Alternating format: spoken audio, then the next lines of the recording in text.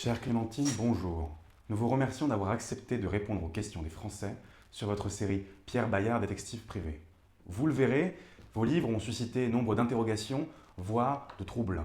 La première question nous vient d'un policier un peu trop tatillon qui a remarqué que le mot intertextuel n'apparaissait qu'une seule fois dans le tome 1 de Pierre Bayard, et ce, à la page 93, non pas dans la bouche d'un personnage, mais projeté, vidéo projeté plus précisément, comme élément de décor. Sa question est donc, avez-vous sciemment dissimulé ce mot qui est pourtant central dans le projet de votre série? Bonjour les incorruptibles, personnages qui me posaient des questions difficiles et démoniaques. Je dois dire, monsieur le policier, que j'avais même oublié que ce mot était là. Donc quand j'ai lu cette question, je me suis dit, mais c'est pas possible, il est là le mot intertextuel. Apparemment, il est là. Je ne peux attribuer cela qu'à mon inconscient universitaire qui l'a placé ici à ce moment-là, en effet plutôt pour se moquer de grands mots très compliqués de la littérature, de la critique littéraire qu'autre chose. Mais cependant, évidemment, il est question d'intertextualité dans chaque tome de la série Bayard, c'est même une clé de lecture très importante. Et bientôt, dans les tomes à venir, ces points de jonction entre les différents mondes littéraires deviendront de plus en plus importants. Merci pour votre réponse. La deuxième question nous vient de quelqu'un qui se définit comme un citoyen inquiet. Vous écrivez, nous dit-il, que les livres prophétisent régulièrement l'avenir. Et vous créez un ordre, la clé, chargé d'éliminer les mauvaises lectures. Doit-on craindre la création d'un tel ordre? Existe-t-il déjà? Et surtout, qu'est-ce qu'une mauvaise lecture? Vous avez raison d'être inquiet. Que se passe-t-il? Quels sont les réseaux de la clé dans notre monde actuellement?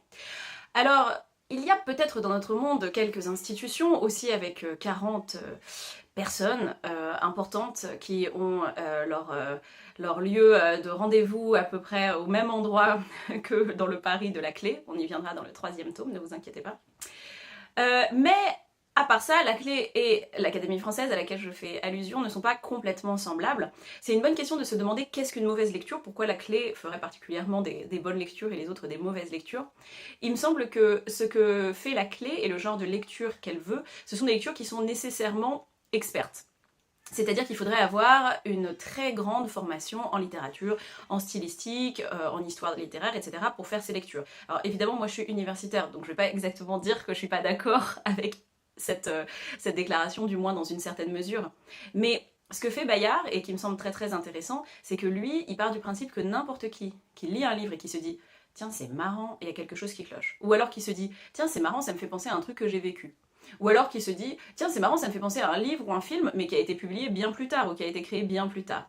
En fait, ces intuitions-là, qui ne devraient pas exister selon une critique fortement académique, très rigoureuse, etc., du type que fait la clé, ce genre de lecture-là, elles peuvent être porteuses de sens. Et en fait, ce qu'elles nous disent, c'est que dans la littérature, dans l'acte de lire la littérature, c'est tout aussi important ce que nous, en tant que lecteurs, on fait comme opération mentale, les liens qu'on fait avec nous-mêmes, avec notre histoire personnelle, avec d'autres livres qu'on a pu lire, même si ces livres ont été publiés après, avec d'autres personnes qu'on connaît, avec des états d'esprit qu'on reconnaît, en fait c'est tout aussi important. Et ça c'est ce qu'on appelle les études de la réception, c'est-à-dire qu'on va s'intéresser à ce que font les lecteurs quand ils lisent. Et pour moi c'est quand même beaucoup ce que fait Bayard. C'est-à-dire que Bayard, sans du tout négliger la critique traditionnelle, qui s'appuie sur ce que veut l'auteur, sur le contexte historique de création, sur la manière dont le texte est écrit, évidemment il néglige pas tout ça, ça l'intéresse, mais il va aussi s'intéresser à ce que font les lecteurs. Donc je sais pas s'il y a des mauvaises lectures, mais en tout cas, ce que Bayard met sur la table, c'est un autre type de bonne lecture qui peut transformer la vision qu'on a d'un livre. Et à partir de là, on peut se lancer dans des choses imaginatives comme qu'est-ce qui se passe si on résout des crimes qui ont eu lieu dans ces textes.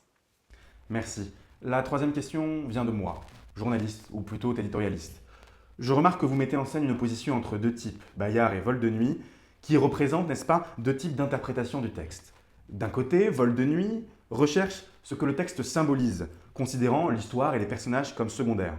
Par exemple, il considère que Le Petit Prince est, je cite, le chant du cygne d'un homme accablé.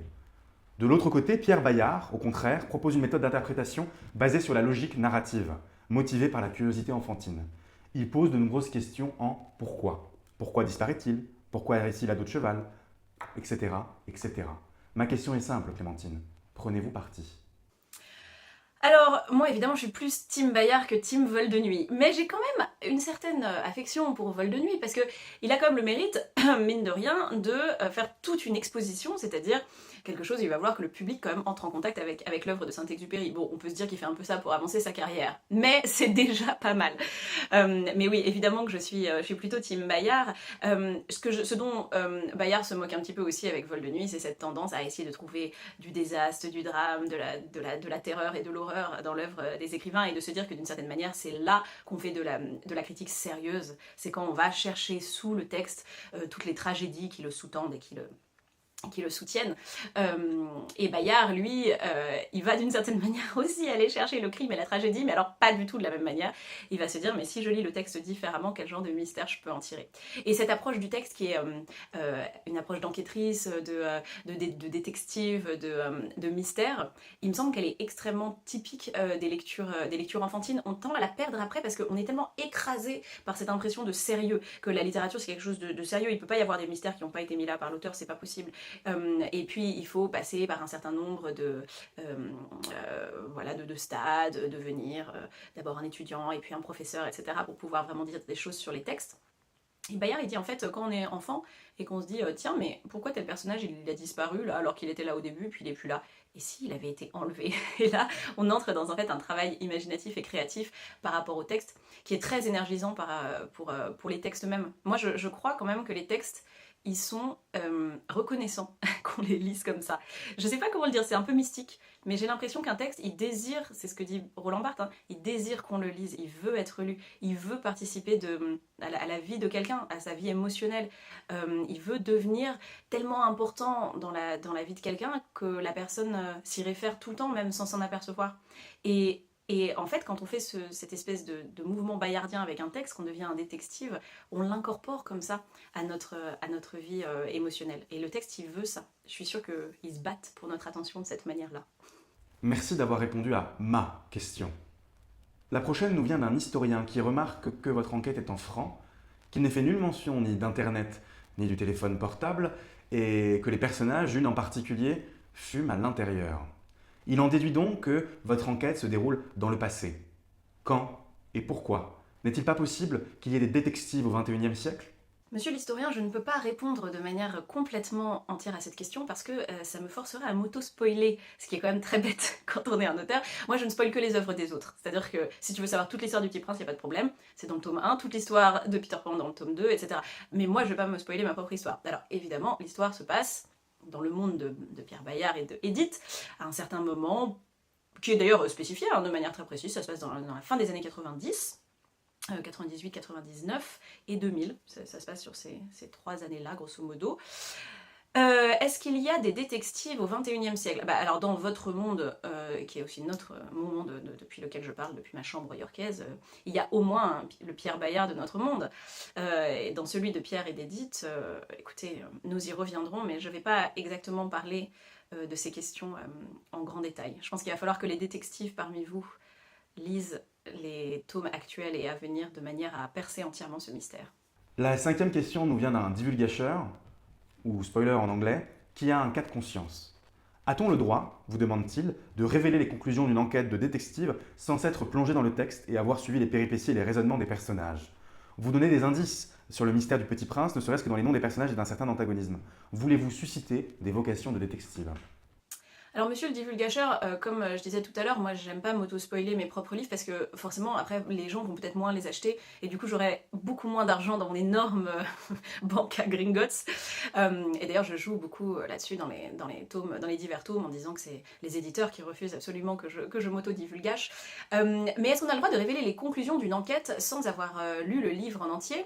Alors c'est un peu dommage parce que ce qui est aussi intéressant c'est comment ils arrivent à ces indices, comment ils arrivent à lire le texte de cette manière-là. Parce qu'en fait une enquête de détective, c'est pas juste des faits, c'est aussi cette espèce de mouvement intellectuel et émotionnel qui nous fait arriver à la solution. Je vais prendre un exemple en essayant de pas complètement divulgacher. Le Peter Pan, donc le deuxième tome, moi j'adore ce texte, je suis passionnément amoureuse de ce texte de Peter Pan.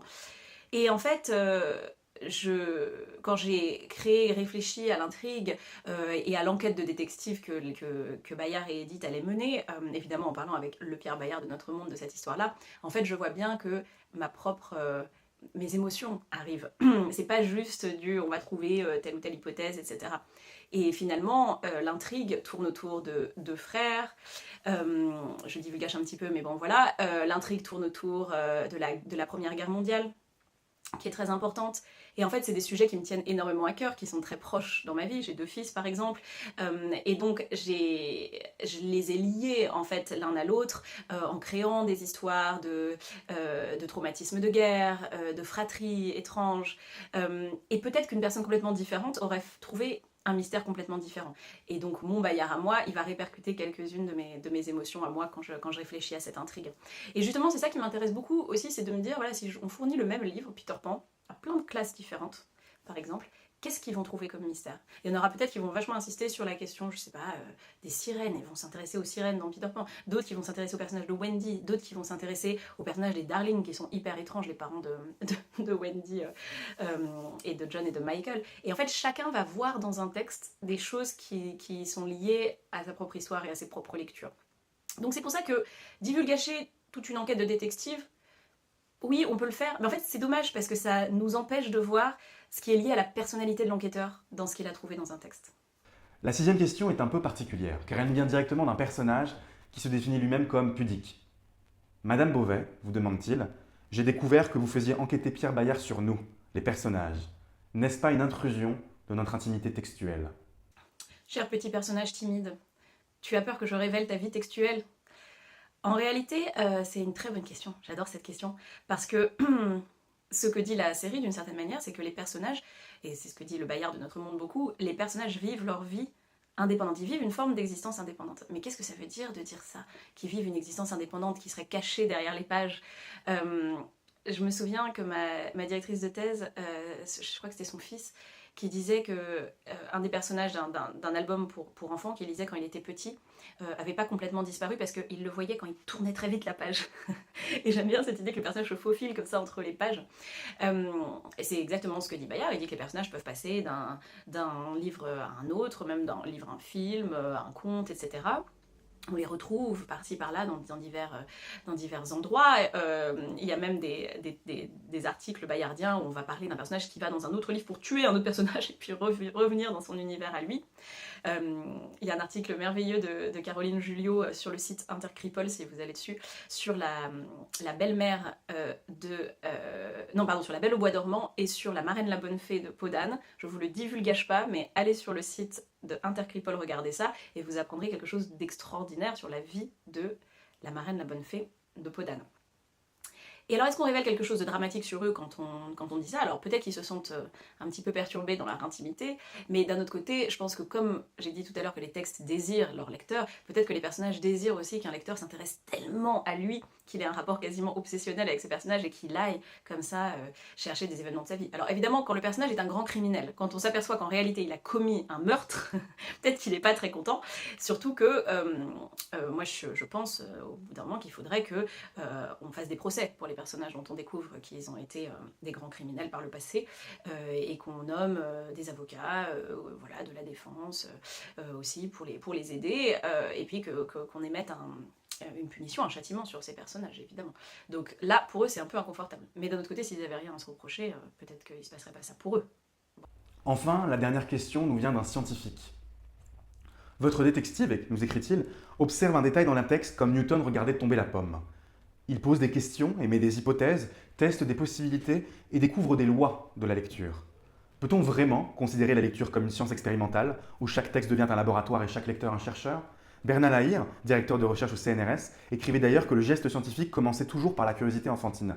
C'est exactement ce que Pierre Bayard met au cœur de sa méthode de détective. Qu'en pensez-vous? Alors merci pour ça, je ne savais pas que Lahire parlait de la curiosité enfantine par rapport à la recherche.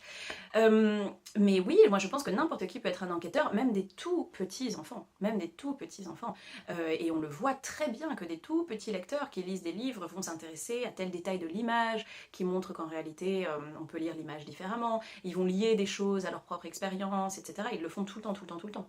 Donc la réalité, c'est que il n'y a pas besoin d'une expertise jargonneuse pour émettre des questions. Alors après, ça aide quand même beaucoup d'avoir des connaissances en histoire, en stylistique, de savoir qui sont les auteurs, etc. Et donc moi, ce que j'essaye de faire dans tous les livres Bayard, moi je suis pas du tout anti-intellectuel, anti-expertise par définition, je veux dire, je suis prof à la fac, donc ça serait pas logique. Et justement, ce qui est bien, c'est que j'ai plusieurs personnages sur qui je peux un peu répartir les rôles. Pour moi, Bayard, c'est celui qui a cette vision un peu iconoclaste, mais il a aussi des mots d'expert pour parler des livres, hein. Et puis à côté, j'ai Badcas qui aime pas lire, donc elle a une vision qui est complètement délestée en fait de toute l'intertextualité. Elle s'intéresse aux faits, c'est-à-dire dans le livre il y a ça, mais de toute façon une personne normale ne réagirait pas comme ça. Elle, c'est ça son point de vue, c'est que voilà, elle va regarder ça par rapport à des vraies personnes, par rapport à des vraies émotions. Mais Nupil, lui, il a plein d'autres livres à sa disposition puisqu'il en a lu énormément et il va pouvoir émettre des hypothèses en lien avec d'autres textes. Et puis il y a plusieurs, l'ingénieur qui lui va tester ça avec de véritables robots et machines. Donc en fait j'aime bien le fait qu'à travers ces différents personnages, c'est un peu comme si c'était les différentes zones de notre cerveau quand on lit. Il y a celui qui dit ah je connais cette figure de style, l'autre qui dit je reconnais ça, j'ai vu dans un autre livre, l'autre qui dit moi je réagirais jamais comme ça dans une situation pareille, et l'autre qui dit on va tester ça avec des inventions pour voir si ça marche. C'est une sorte de répartition en personnages de tous ces processus cognitifs. Et oui, je pense que ça part d'une espèce de joie enfantine, de désir enfantin de tout comprendre du système d'un texte. Chère Clémentine, merci d'avoir pris le temps de répondre à nos questions. Nul doute que les craintes et les inquiétudes suscitées par votre série seront définitivement apaisées. Bonnes lectures à toutes et à tous.